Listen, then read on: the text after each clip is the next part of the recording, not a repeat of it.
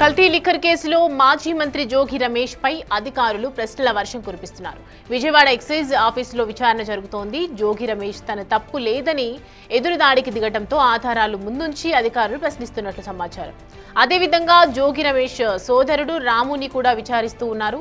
దాదాపు 8 గంటలకు పైగా విచారణ కొనసాగుతోంది. ఇక విచారణ ముగిసిన తర్వాత విజయవాడ ప్రభుత్వ హాస్పిటల్కి తరలించనున్నారు. వైద్య పరీక్షల తర్వాత విజయవాడ కోర్టులో ప్రవేశపెట్టనున్నారు.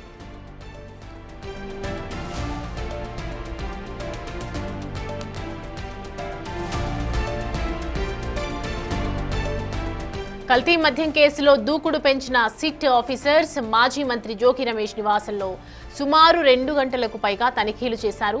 సోదాల్లో భాగంగా జోగి రమేష్ మొబైల్స్తో పాటు ఆయన కుటుంబ సభ్యుల ఫోన్స్, ల్యాప్టాప్స్ స్వాధీనం చేసుకున్నారు.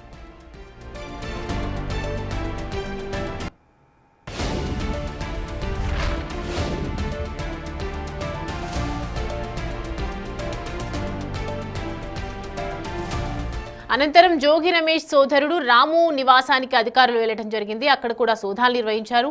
సిట్, ఎక్సైజ్, పోలీస్, క్లూస్ టీంలు విస్తృతంగా సోదాలు నిర్వహించాయి. తనిఖీలో భాగంగా పలు హార్డ్ డిస్క్లను కూడా స్వాధీనం చేసుకున్నారు.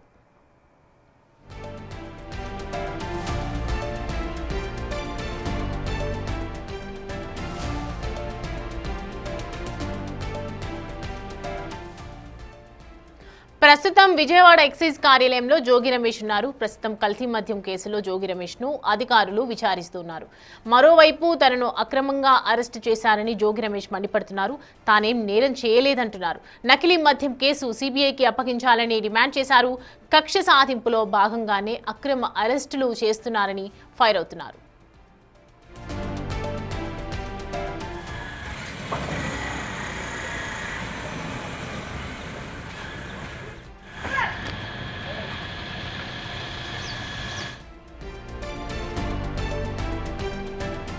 అదేవిధంగా అక్టోబర్ 10న ఇదే కేసులో జనార్దన్ రావును గన్నవరం ఎయిర్పోర్ట్లో సిట్ అధికారులు అరెస్ట్ చేశారు.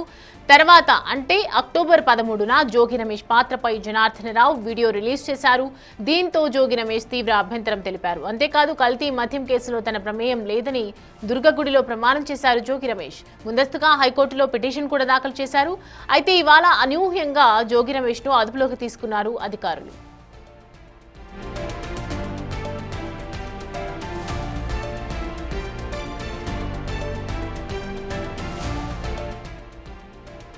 కూటమి ప్రభుత్వం డైవర్షన్ పాలిటిక్స్ చేస్తోందన్నారు మాజీ మంత్రి అనిల్ కుమార్ యాదవ్. కేసును సిబిఐకి అప్పగించాలని డిమాండ్ చేశారు. ఈ కేసులో ప్రమేయం ఉన్న టీడీపీ నేతలను ఎందుకు అరెస్ట్ చేయలేదని ప్రశ్నించారు.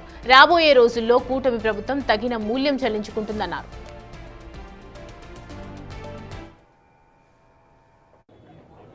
జోగి రమేష్ గారి అక్రమ అరెస్ట్ ఈరోజు చూస్తూ ఉన్నాం. ఈ ప్రభుత్వం వచ్చిన తర్వాత ఏదైనా ఒక భారీ ఇన్సిడెంట్, ప్రభుత్వానికి నష్టం జరిగే ఒక ప్రక్రియ జరిగితే వెంటనే దాని దారి మరలించే కార్యక్రమం జరుగుతూ ఉంది. ఒక పక్క తుఫాన్ విపత్తు వల్ల రైతులు నష్టపోయారు, రైతాంగం నష్టపోయారు. ఇవన్నీ తర్వాత కాశీబుగ్గ ఇన్సిడెంట్ నిన్న 10 మంది చనిపోతే దాన్ని రూపుమార్చేదానికి ఈరోజు జోగి రమేష్ అన్నన్ గారిని అరెస్ట్ చేశారు. అసలు ఈ కేసుకి సంబంధించిన నిందితులు ఎవరు? మీ పార్టీకి సంబంధించిన పోటీ చేసిన వ్యక్తులు. కనీసం వాళ్ళని అరెస్ట్ చేశారు ఈరోజు దాకా? లేదు. వాళ్ళని ఎవరిని ఈరోజు దాకా అరెస్ట్ చేయాలి.